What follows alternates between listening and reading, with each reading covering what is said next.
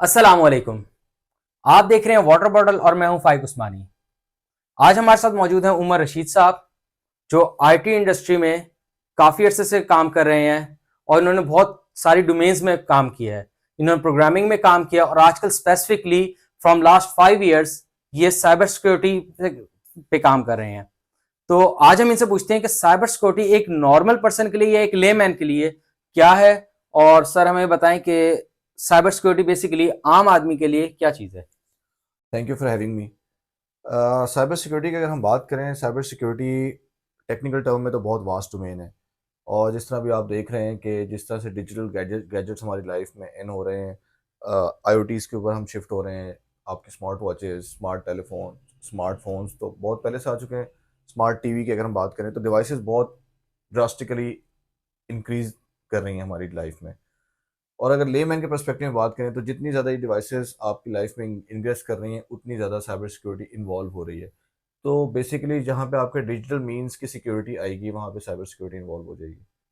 और आपकी इंटरनेट की इन्वॉल्वमेंट होती है, तो वहाँ पे आपकी साइबर सिक्योरिटी इन्वॉल्व हो जाती है। इवन इंटरनेट की इन्वॉल्वमेंट ना भी हो, आपका अगर डिजिटल डाटा इन्वॉल्व हो जाता है, तो अब इसमें डिजिटल डाटा बड़ा एक डिजिटल डाटा से क्या मुराद है? डिजिटल डाटा जो है ना, बड़ी एक वही टर्म आपके साथ एक्सप्लेन करने लगा था कि लेट्स से अगर मैं एक स्मार्ट वॉच यूज़ कर रहा हूँ, तो मेरी हार्ट बीट रिकॉर्ड हो रही है, मेरे स्टेप्स रिकॉर्ड हो रहे हैं, ये सारा मेरा डिजिटल डाटा है। मेरे फिंगरप्रिंट्स, जो डिजिटल फिंगरप्रिंट्स हैं, फुटप्रिंट्स की बात कर रहा हूँ मैं, वो सारी चीज़ें। इससे आगे चलते हैं हम थोड़ा सा। अच्छा, अब आप कहेंगे ये डाटा कैसे इंपॉर्टेंट हो सकता है यार, ये तो हम्म। नॉर्मल मेरी हार्ट बीट से। तो इससे फ़र्क नहीं पड़ता कि ये आपका डाटा है। फ़र्क इससे पड़ता है कि जब ये डाटा कहीं बड़े लेवल के ऊपर जाके कंपाइल होता है, एक बिग डाटा की शक्ल लेता है, तो वहाँ पे एज एन होल ट्रेंड्स को हम्म। समझने में मदद कर रहा होता है। और ये तो इसका पॉजिटिव साइड है ना, कि किस तरह से। नेगेटिव साइड के ऊपर अगर आप आएँ, तो ये आपको क्या कहना चाहिए, कॉम्प्रोमाइज़ करने के लिए इस्तेमाल होता है कि किस तरह से मैं आपकी डिवाइसेस को मैनिपुलेट करके आपको हार्म पहुंचा सकता हूँ। या सही। आपके इसी डाटा को मैं यूज़ करके, फॉर एग्जांपल मैं इसी डाटा को यूज़ करता हूँ आपके, और मुझे पता चलता है कि यार आपको तो आपकी हार्ट बीट बहुत तेज़ हो जाती है, तो इसका मतलब आपको कार्डिक मसला है। तो अब मैं क्या करूँगा, मैं आपको कार्डिक से रिलेटेड आपको एड्स पुश करना एड्स शुरू पुश कर दूंगा, होगा। जहाँ पे आपको मैं कंपेल करूंगा। एड्स पुश नहीं करूंगा तो मैं आपको फिजिकली इस तरह के, आपके विसिनिटी के अंदर आपको इस तरह की चीज़ें शो करवाना शुरू कर दूंगा। ये तो बहुत मैंने नीचे लेवल बात की, जहाँ पे क्योंकि बिकॉज आईओटी डिवाइसेस के पास आपका उस तरह का डाटा नहीं होता, वो तो एक आपकी आपकी हम्म। वाइटल साइंस ले रहे होते हैं। इससे ऊपर जहाँ पे जाएँ तो वो बहुत स्केरी हमारे पास पार्ट आ जाता है, जहाँ पे हम फ़ोन्स की बात करते हैं। मोबाइल फ़ोन्स के अंदर आपके कॉन्टैक्ट्स, आपका कैमरा, आपका आपका data including pictures, PDF, word, whatever. फिर आपके मोबाइल एप्लीकेशंस, वो बहुत इंपॉर्टेंट होती हैं। फिर इसके अलावा आपकी नेटवर्क यूज़ेज, मतलब फिर आपकी ये चीज़ें इन्वॉल्व होना शुरू हो जाती हैं। अब आप यहाँ पे आपकी सिवियरिटी और ग्रेविटी बहुत ज़्यादा बढ़ जाती है आपकी, जब आप मोबाइल डिवाइसेज़ के ऊपर आते हैं।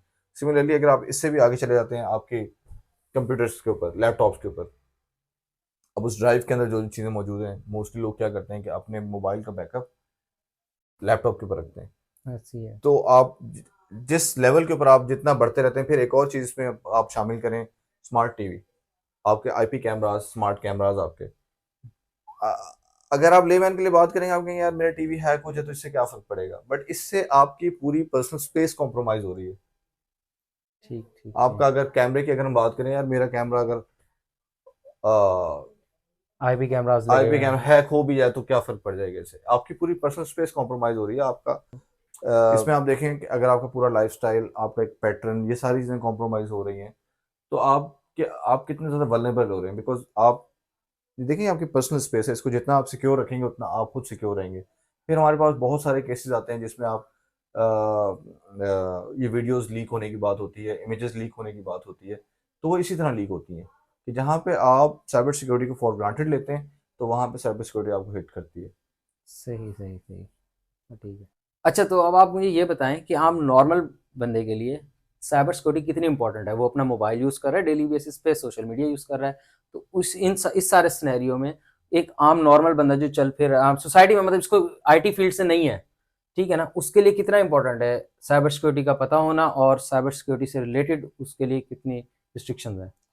अच्छा, इसमें फ़ाइक अनफॉर्चुनेटली हमारे पास, क्योंकि हमारी डिजिटल लाइफ इतनी तेज़ी से इवॉल्व हुई है कि आप देखें, हम टेलीग्राम से, जो पहले हम यूज़ करते थे, टेलीग्राफ से जब हम मूव हुए लेटर्स के ऊपर, वहाँ से टेलीफोन के ऊपर, वहाँ से फिर मोबाइल फ़ोन्स और फिर स्मार्टफोन्स, वो इतना जल्दी इवॉल्व हुई हैं सारी चीज़ें कि आप अपनी जो यूज़र्स को उस तरह से अवेयर नहीं कर पाए, जिसकी वजह से अब आप देखें, अगर आप हम ड्राइविंग की अगर बात करें, तो आप पहले बच्चे को आप साइकिल देते हैं, फिर आप मोटरसाइकिल देते हैं, फिर आप गाड़ी की तरफ लेके आते हैं, और उसके लिए भी एक कुछ अथॉरिटीज़ हैं जो आपको वैलिडेट करती हैं कि अब आप इस काम के लिए एलिजिबल हैं। अनफॉर्चुनेटली साइबर सिक्योरिटी में इस तरह की कोई रूल्स और सेट ऑफ बुक कोई डिज़ाइन नहीं हुई, और दूसरे एंड पे यूज़र्स का डिपेंडेंसी इनके ऊपर बहुत ज़्यादा बढ़ती चली गई। तो जिसकी वजह से बहुत वल्नरेबल एक सेक्शन क्रिएट हो चुका है। अभी यूज़र को ये लगता है कि साइबर सिक्योरिटी, या for the sake of digital security या डाटा सिक्योरिटी, ये उसके करने का काम नहीं है। ये कोई एक्सपर्ट ही करेगा तो वो सिक्योर होगा। जबकि ऐसा नहीं है। हर एंड के ऊपर अपनी-अपनी अलग-अलग काउंटर मेजर्स हैं जो लेने हैं अपने डाटा को सिक्योर करने के लिए।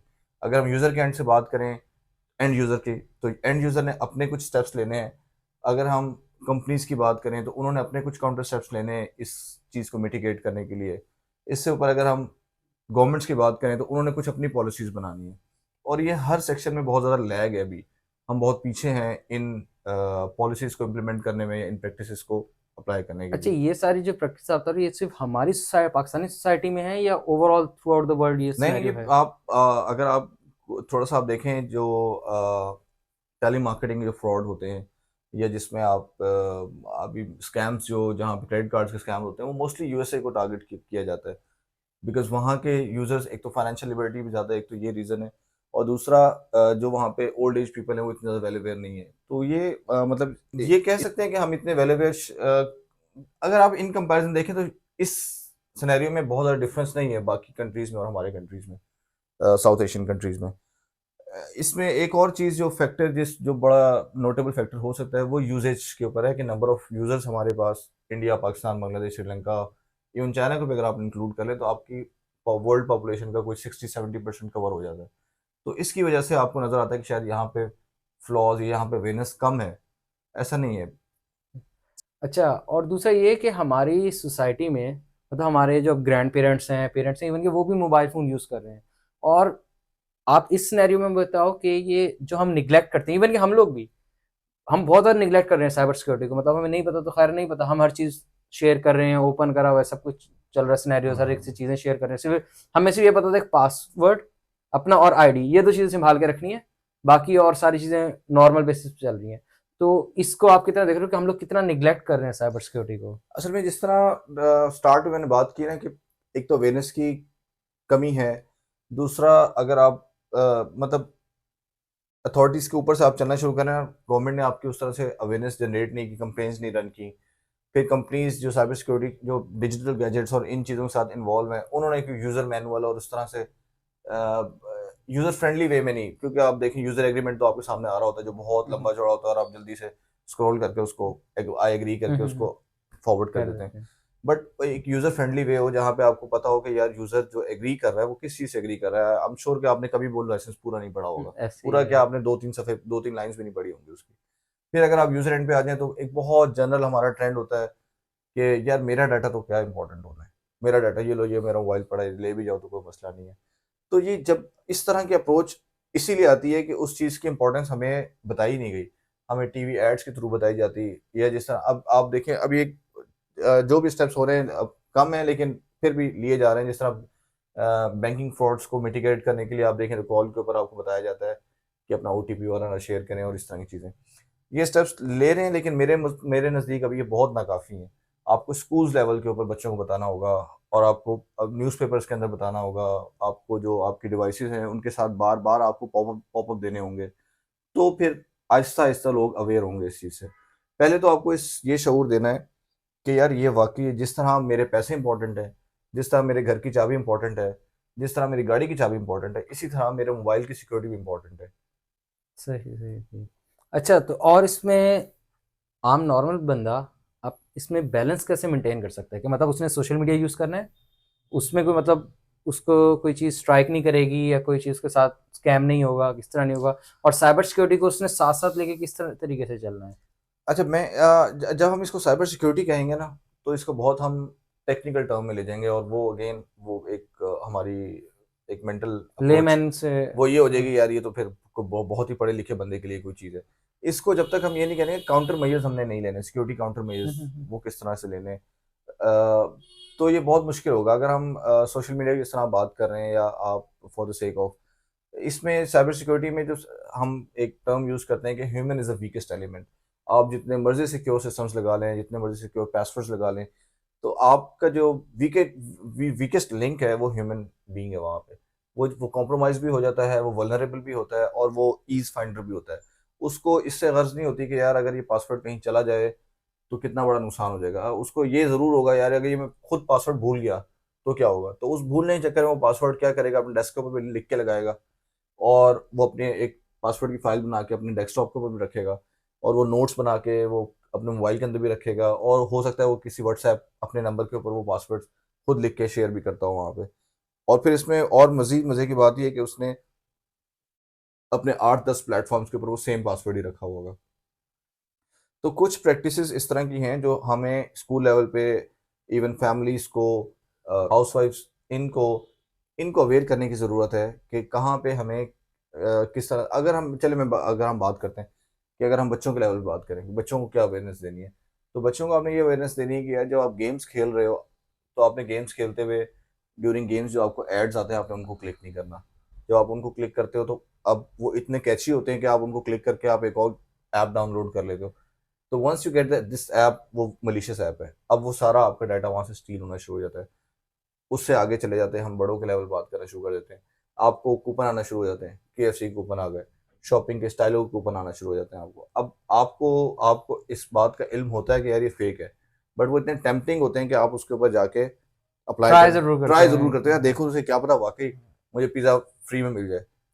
ठीक, वो फ्री पिज़्ज़ा जो है ना वो, और अच्छा उसमें फिर मजे की बात ये है कि वो इस तरह से डिजाइन हुए होते हैं कि वो प्रोपेगेट इस तरह से करते हैं कि आपके नंबर से फिर वो थाउजेंड जो भी आपकी कॉन्टेक्ट लिस्ट है वो सबको शेयर हो जाएगी, वो मल्टी लेवल मार्केटिंग के उस पे आ जाते हैं और वो सारे। इस तरह वो चीज़ चलती रहती है। तो यार किसी न किसी लेवल पे जाके वो जो उनका टारगेट होता है वो अपने टारगेट अचीव कर लेते हैं। इवन के मैं अभी एक रीड आउट कर रहा था आर्टिकल, लेटेस्ट ही आया था कि CIA ने जो आपकी एंड टू एंड एन्क्रिप्शन है व्हाट्सएप की उसको ब्रीच कर लिया है। मतलब जो आप मैसेजेस करते थे ना आपके, वो सेव नहीं है, कि मतलब आपने जिस चीज़ को मैसेज किए करे हैं वो सारे किसी ना किसी वो रीड आउट कर सकते हैं, उसको उन्होंने ब्रीच आउट कर लिया। वरना एंड टू एंड एन्क्रिप्शन पे हम लोग बहुत सिक्योर रहते थे अच्छा, कि ये इसमें बात किसी मैं को। अगर थोड़ा सा इसका टेक्निकल एस्पेक्ट आपके साथ शेयर करूँ ना, कि वो चीज़ तब तक सिक्योर है जब जब तक वो किसी की एक्सेस में नहीं है। आप देखें कि आपके घर में कौन सा एरिया होगा जो सबसे ज़्यादा सिक्योर होगा, वो कोई ना कोई सेफ होगा। आपको उसके ऊपर बहुत कॉन्फिडेंस होगा कि यार ये सेफ सबसे सिक्योर है। वो तब तक सिक्योर है जब तक आपकी एक्सेस नहीं है उसके पास।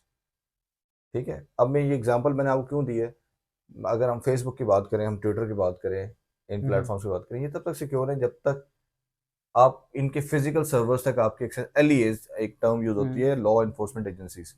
जब तक लॉ एनफोर्समेंट एजेंसीज जिस तरह CIA हैं, हमारी एजेंसीज हैं, या बाकी दुनिया की एजेंसीज हैं, जब तक इनकी फिजिकल एक्सेस उस डाटा तक नहीं है, तब तक आप वो कह सकते हैं वो डाटा सेफ है। जब एक शख्स है वो दुकान खोल के बैठा हुआ है और आपकी जुरिस्डिक्शन के अंदर खोल के बैठा हुआ है, तो आप कैसे उससे बच सकते हैं। सही सही। तो ये कहानी किसी और तरफ चली जाती है, लेकिन ये बड़ा कंट्रोवर्शियल वो है। आपको याद होगा इससे पहले आईफोन का भी इसी तरह का आया था, फिर आईफोन ने तो खैर पब्लिकली एक्सेप्ट भी किया था कि दे शेयर डाटा विद LEAs। तो LEAs के साथ जो लॉ एनफोर्समेंट एजेंसीज हैं उनके साथ तो आप टक्कर नहीं दे सकते। वो तो आप जहाँ पे बैठे हुए हैं उस मुल्क के कानून के मुताबिक आपको उनके साथ डाटा शेयर करना है। सही है, सही है। नहीं तो ये एंड टू एंड एन्क्रिप्शन वाली जो बात है, मैं वही बता रहा हूँ ना आपको कि अगर थ्योरेटिकल कुछ चीज़ें होती हैं, क्योंकि हम लोग तो बहुत ट्रस्ट करके बैठे कुछ होते चीजें हैं होती ना है चीज़ों पे। थ्योरेटिकल और कुछ चीजें होती है प्रैक्टिकल। अब नहीं, इससे एक और एस्पेक्ट भी है ना, मैं और फाइक आपस में बात कर रहे हैं, अब मेरी और फाइक की बात का CIA से क्या लेना देना है। CIA के अच्छा। लिए हम दोनों तो इतने इंपॉर्टेंट नहीं है ना कि हम दोनों के लिए अपने रिसोर्सेज खर्च करेगा और वहां जाके वो फेसबुक से और या व्हाट्सएप से हमारा डाटा निकलवा के लेके आएगा। सही सही है। अगर वो चाहे तो वो निकलवा लेगा जाके, हम्म। ठीक है, लेकिन वो क्यों हम्म। चाहेगा, मतलब हम दोनों इतने को खास नहीं है। तो एक एक बात है कि क्या एक्सेस है, हाँ एक्सेस है, तो वो क्या एक्सेस वो करेगा, नहीं वो एक्सेस नहीं करेगा, because we are not that important. सही दीदी। अच्छा, और आप मुझे ये बताओ, जो हम ऑनलाइन शॉपिंग करते हैं उसमें कितना रिस्क है? क्योंकि हम उसमें अपना डाटा शेयर करते हैं, उसमें चीज़ें पुट करते हैं, रिकॉर्ड देते हैं अपना, काफ़ी सारी चीज़ें मतलब उनके साथ शेयर करते हैं, तब जाके वो हमारे हम उनके मतलब जो उनका पोर्टल है उस पे जाके सारा कुछ मतलब जो चीज़ें फिल आउट करे होते हैं वो सब कुछ, तो वो कितना रिस्की है, कितना रिस्की नहीं है? अच्छा, इसमें इसके ना दो एस्पेक्ट आ जाते हैं। एक, पहले एक को डिस्कस कर लेते हैं, फिर मैं दूसरी की तरफ आता हूँ। तो पहला एस्पेक्ट तो इसमें एक आ जाता है जिसको हम हैकिंग की टर्म में सोशल इंजीनियरिंग कहते हैं, कि जब आप अपना डाटा इस तरह से शेयर कर रहे होते हो, अपना एड्रेस डाल रहे होते हैं वहाँ पे, अपना फ़ोन नंबर डाल रहे होते हैं, तो अगर वो कोई बैड इंटेंट के साथ उसको यूज़ करना चाहे, तो अप टू सब सम मीन्स वो आपको यूज़ कर सकता है। वो कैसे यूज़ करेगा? फॉर एग्जांपल मैं आपसे कहता हूँ कि सर आपका पार्सल आया है, तो मुझे आप बता दें आपका ये एड्रेस लिखा हुआ है, ये फ़ोन नंबर है इस पे, तो आपका नंबर अब वो उसने पहले से आपको वर्किंग की होगी कि आप इस टाइम कहाँ होते हैं, कहाँ हैं, कहाँ नहीं है। तो वो आपसे कहेगा सर आप मुझे बता दें, तो ये पार्सल आपको भेजना है मैंने। तो आप कहेंगे यार मैं तो अभी अवेलेबल नहीं हूँ, तो इस तरह करो पार्सल तुम अभी रखो, या मैं थोड़ी देर तक उठा लूँगा। तो वो सिनेरियो इस तरह क्रिएट करेंगे, वहाँ से आपसे मज़ीद इन्फॉर्मेशन गेट करेंगे वो आपसे कोई आपका सेकेंडरी फ़ोन नंबर्स ले लेंगे, इस तरह की चीज़ें। तो एक तो इसका एस्पेक्ट आ जाता है, सोशल सोशल इंजीनियरिंग का आ जाता है। फिर वो आपसे ये इन्फॉर्मेशन लेके, फॉर एग्जांपल आप कहेंगे यार मैं तो घर नहीं हूँ, तो आप मेरी मदर को दे दें। अब वो कहेंगे सर आपकी मदर का नाम क्या है जिनको डिलीवर करना, बिकॉज हमें तो साइन लेना है। ये मैं फॉर एग्जांपल आपसे हुँ, बात कर रहा हुँ। हूँ। तो उसमें वो आपसे क्या करेंगे, आपकी मदर की इन्फॉर्मेशन ले लेंगे। अब आप नोट करेंगे जब आप बैंक को कॉल करते हैं तो आपसे क्या पूछते हैं? मदर के नेम। वो आपसे पूछते हैं आपका आईडी कार्ड, और आपसे मदर नेम पूछते हैं टू वेरीफाई। अब वंस अगर उसने वो आपका नंबर गेट कर लिया किसी तरह, तो आपके पूरे बैंकिंग सिक्योरिटी चेक्स को वो कॉम्प्रोमाइज कर लेगा। आराम से, हाँ। ठीक है।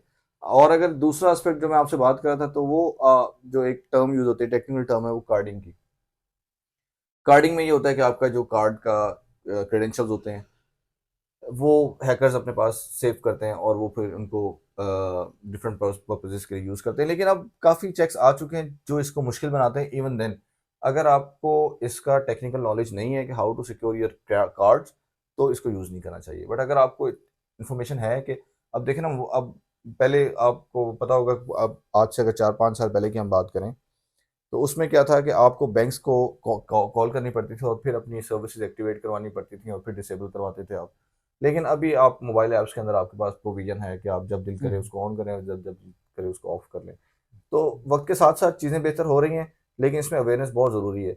और इसमें फिर दूसरा एक ये भी होता है कि आप अपनी ईज़ भी देखते हैं। तो जहाँ पे आप अपनी ईज़ देखेंगे, वहाँ पे आप अपनी सिक्योरिटी कॉम्प्रोमाइज़ करेंगे। फॉर एग्जांपल, अब आपको शॉपिंग करनी है, आप कहते हैं कि यार मैंने शूज़ भी लेने हैं, और लेट्स से कि मैंने कुछ कॉस्मेटिक का सामान भी लेना है, और मैंने कुछ ड्रेसेस भी लेने हैं। तो आप, मतलब आपके लिए मुश्किल होगा कि आप हर दफ़ा एक एक्टिवेट करवाएँ और फिर उसको डिसेबल करवाएँ, फिर एक्टिवेट। आप कहते हैं यार चलो ये 6, 7, 8 घंटे की विंडो है, इसके अंदर मैं एक्टिव रखता हूँ, और ये वन टाइम सारी मैं शॉपिंग करके फिर इसको डिसेबल कर दूँगा। तो अब वो 6, 7, 8 घंटे के लिए आप जो आपने एक्टिवेट रखा हुआ है और आप उसको यूज़ नहीं कर रहे, तो आप वल्नरेबल है उस टाइम पे। सही, तो सही। जहाँ पे आप अपनी ईज़ को देखेंगे, तो वहाँ पे आप सिक्योरिटी को कॉम्प्रोमाइज़ कर रहे होंगे। अब अगर हम बात करें ना लेमैन टर्म के अंदर, तो मैं आपको बहुत क्लासिकल एग्जांपल देता हूँ। उसमें आप देखें, कहीं भी आप विज़िट करते हैं किसी भी जगह पे, तो आपके फ़ोन के साथ क्या किया जाता है? किसी पिजन होल में रखवा लिया जाता हुँ, है, हुँ। या रिसेप्शन पे रखवा लिया जाता है। अब जब आप अपना फ़ोन जब किसी कस्टडी में दे रहे होते हैं, तो ज़्यादा से ज़्यादा आप क्या करते हैं उसके साथ? ऑफ कर देते हैं। आप ऑफ कर देते हैं। ऑफ करके आप फ़ोन वहाँ रखवा देते हैं। अब उस फ़ोन से सिम निकालने में मुझे कितनी देर लगेगी? 30 seconds. 30 seconds. Once I get your SIM, और मैं उसको एक और नए मोबाइल में डालता हूँ, और उस मोबाइल में डाल के मैं आपका व्हाट्सएप एक्टिवेट करता हूँ, तो मुझे ओटीपी कहाँ पर आएगा? नंबर पे और आपका नंबर किसके पास है? आपके पास है। फिर मैं आपके ऊपर वर्किंग पहले से कर लेता हूँ कि यार, अच्छा, फाइक का अकाउंट एचबीएल में, मैं एचबीएल में जाता हूँ, मैं कहता हूँ फॉरगेट पासवर्ड। मुझे क्या क्या नंबर बताओ अपना। हुँ, हुँ, हुँ, हुँ। फाइक का नंबर मुझे ऑलरेडी पता है, वो मुझे ओटीपी भेजेगा। किस पे आएगा? नंबर पे नंबर किसके पास है? आपके पास। अच्छा, चल इससे भी मजे की आपको बात बताता हूँ। नॉर्मली हम क्या करते हैं, हम फेसबुक का अकाउंट बनाते हैं, इंस्टा। अच्छा, ये मैं अब दोबारा आपको बता दूं इससे बचने का क्या तरीका है, साथ साथ हुँ, आपको हुँ। ये बता दूं इससे बचने का ये तरीका कि एक चीज़ होती है पिन और पक कोड। आपने हुँ, सुना हुँ, होगा हुँ। पिन कोड और पक कोड। ये सिम का कोड होता है। जब आप जब भी मोबाइल एक्टिव करेंगे ना, जब जब भी सिम एक्टिव होगी, तो वो आपसे पिन या पक कोड पूछेगा। तो वो लाजमी अप्लाई करें कि अगर कोई सिम किसी के हाथ लग भी जाती है आपकी, तो वो सिम ना यूज़ कर सके। और वो कोशिश करें वो पिन पक कोड आप भी याद रखें, हम्म। क्योंकि अगर आप वो भूल गए तो फिर आप भी नहीं उसको एक्टिव हाँ कर ऐसे ही है। सकेंगे। तो इससे, अच्छा, इससे एक और फिर इसी तरह का एक और केस है कि जब हम अपनी फेसबुक, इंस्टाग्राम इस तरह की आईडीज बनाते हैं, तो हम किसके ऊपर बनाते हैं? फोन नंबर्स पे आप आजकल फोन नंबर से फ़ोन पहले नंबर्स होता पे, था आईडीज पे बना रहे आईडीज़, हैं। ईमेल आईडीज़ मोस्टली आप क्या हम्म। करते हैं अपनी जीमेल आईडी के ऊपर बनाते हैं, और वो जीमेल आईडी आप क्या करते हैं, एक ही यूज़ करते हैं। फेसबुक ऐसे। के लिए भी एक ही जीमेल आईडी होगी, ट्विटर के लिए भी एक ही होगी, हम्म। इंस्टाग्राम के लिए भी, और इवन आपके बैंकिंग ऐप्स के लिए भी वही जीमेल आईडी होगी। तो हैकर्स क्या करते हैं, आपकी वो जीमेल आईडी को टारगेट करते हैं, ठीक है? वो जी। इंडिविजुअल आपके फेसबुक, ट्विटर, इंस्टाग्राम इनको नहीं टारगेट करेंगे, वो आपकी जीमेल आईडी को टारगेट करेंगे। अब जीमेल आईडी को जब वो टारगेट करेंगे, तो मैं इंस्टाग्राम की आईडी के ऊपर जाके फॉरगेट पासवर्ड करूँगा, तो उसका पासवर्ड आएगा रिकवरी मेल के ऊपर, रिकवरी, और आपकी हाँ। रिकवरी मेल है उनके पास। Gmail ID. तो इस चीज़ की मिटिगेशन या इस चीज़ का काउंटर मेजर क्या है कि एक तो आप मल्टीपल अकाउंट्स के लिए मल्टीपल जीमेल आईडीज़ यूज़ करें, सही। ठीक है? फिर अक्सर लोग क्या करते हैं कि आपके जो ईमेल पासवर्ड्स हैं या जो क्रेडेंशियल्स हैं आपके, वो सेम होते हैं। अगर फेसबुक होगा तो for hmm. Example Facebook 123 password होगा, इंस्टाग्राम, ये भी मैं बता रहा हूँ अगर बहुत ज़्यादा कोई कर ले, अदरवाइज तो सेम ही पासवर्ड होते हैं। हाँ ऐसे फाइक ही। एबीसी, फाइक 123, फाइक सेम। एट द रेट 123, फाइक 457, ऐसी है, हाँ। ठीक है? अच्छा, बाय द वे यहाँ पे एक और बात बता दूँ मैं आपको कि बहुत सारे फोरम्स इस तरह के मौजूद हैं कि जो क्या करते हैं, आपके ईमेल आईडी या नंबर के अगेंस्ट आपके जो जितने भी अकाउंट्स बने हुए हैं और वो लीक कभी हुए, हम्म। लेट्स से ट्विटर का डाटा लीक हुआ, स्विल का डाटा लीक हुआ, कैनवा का डाटा लीक, ये डाटा लीक्स होते रहते हैं हम्म। इन कंपनीज के ऊपर। तो वो क्या करते हैं, वो आप उनको नंबर दें या उनको जीमेल आईडी दें अपना, या ईमेल आईडी दें कोई भी, तो आपको उसके अगेंस्ट जो जो अकाउंट्स बने होते हैं वो अकाउंट्स निकाल के दिखा देते हैं, और उन अकाउंट्स के पासवर्ड भी आपको दिखा देते हैं, इन अकाउंट्स सही। के ऊपर ये पासवर्ड थे। अब अगर मुझे फाइक उस्मानी के 3 अकाउंट्स का पासवर्ड पता चलता है कि यार एक पे पासवर्ड लगा हुआ है फाइक एट द रेट 123, दूसरे पे लगा हुआ है फाइक एट द रेट 321, तीसरे पे लगा हुआ है फाइक at the rate two three one three three three three अच्छा। For example, hmm.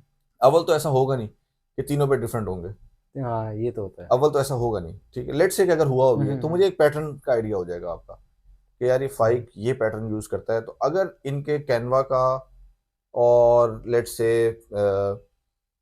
स्विल का, करीम का, ट्विटर का ये 4 पासवर्ड है, तो इसका मतलब फेसबुक का पासवर्ड ये हो सकता है। तो मैं बहुत जल्दी गेस करके आपका हाँ फेसबुक एक्सेस कर सकता हूँ, सही। या for the sake of financial apps तो मुझे पता होगा यार, अच्छा अगर इनके ये पासवर्ड है तो एचपीएल का पासवर्ड ये होगा, अल्फा का पासवर्ड ये होगा। हम्म। तो इसकी मिटिगेशन क्या है कि आप हमेशा अपने जहन में कोई एक स्कीम रखें, कोई एल्गोरिदम इस तरह का रखें।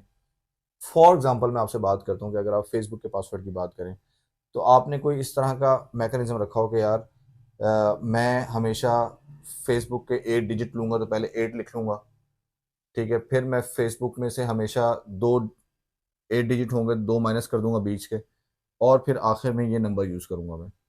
तो कोई इस तरह की कैलकुलेशन अपने जहन में करके रखें, तो आप क्या होगा कि हर पोर्टल के लिए आपके पास एक अलग पासवर्ड जनरेट होगा, और उसमें आपके पास जो है वो भूलने के चांसेस भी कम होंगे, बिकॉज एक अगर आपने हम्म। स्कीम या एक आपने फॉर्मूला अपने जहन में रखा हुआ है, तो वो आप हम्म। उसको हर दफ़ा एक नया वो जनरेट कर सकते हैं, पहला।